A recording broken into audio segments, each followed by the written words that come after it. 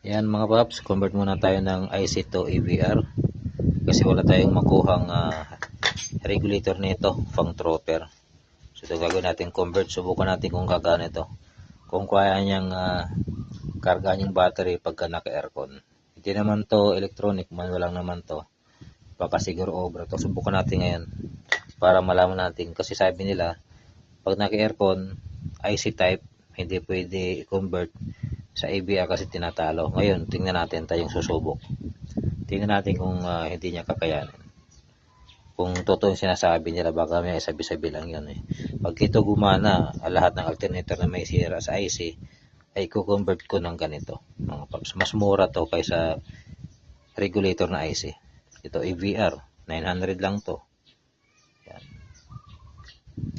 Yan yung ano niya. Yan o, meron tayong tatlong wire. Yan, sasalpak na lang dun sa sasakyan, okay na to. Alternator to ng 4GG to na trooper mga paps. Ayan mga paps, tapos natin may kabit yung alternator. Conversion sa IC to EVR, ayan, EVR, convert. Ayan, tester natin, 12 volts.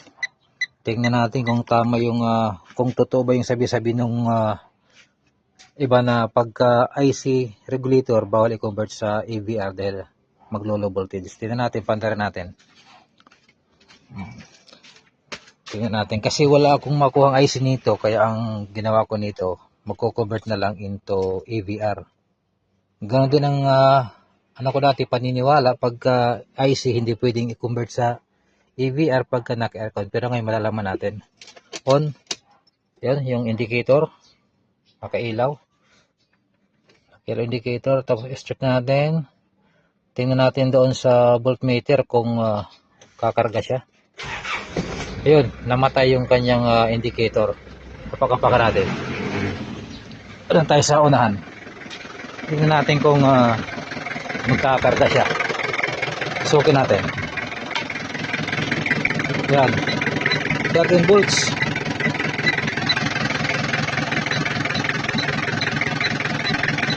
Tapos ngayon yung aircon ay paandarin natin, paganahin natin. Tingnan natin kung kaya niya mag-sustain ng naka-aircon. Yan, naka-aircon yan. Tapos ngayon dito tayo. Tingnan natin. Pak, mga paps.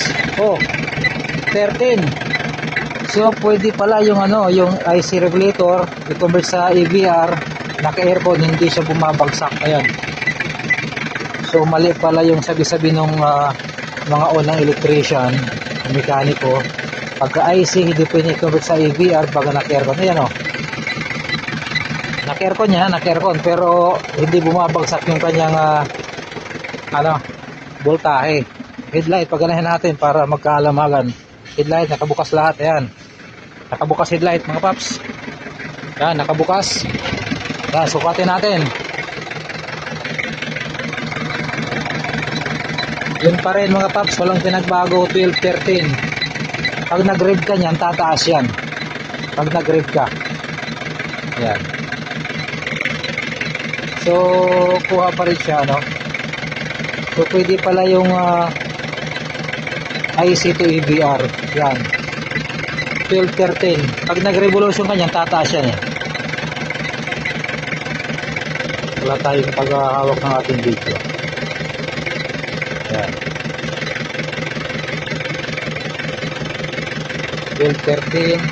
Yan, 12, 13. I-rev natin. Tingnan natin kung tataas yung voltahe. Yun. Pagka nagre-rev, tumataas siya. Revolution natin. Maabot pa nga ng 14 pagka naka-revolution. Ano yan naka-on yung headlight, naka-on yung aircon. Ayan, gumagana yan. So, pwedeng-pwede pala mga paps yung IC regulator i-convert sa EVR. Ayan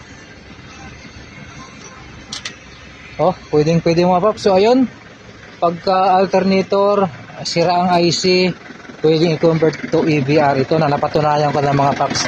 Mali pala yung sabi-sabi nung araw na pagka IC hindi pwedeng i-convert sa EVR. Ayan, gumagana. Ayan gumagana na may linaw mga paps. So ayun lang mga paps. pagka ganun ang issue, napakasimple, napakadali, napakamurang gawin. 900 lang yung EBR mga paps kaysa doon sa IC na 251518. So EBR na lang, mas matibay pa, saka madaling gawin mga paps. Ayan, magandang ano to, magandang experience mga paps. So yun lang ang ating ano ngayon natuklasan. IC pwede pala i-convert sa EBR kahit naka IC type siya. Ayan.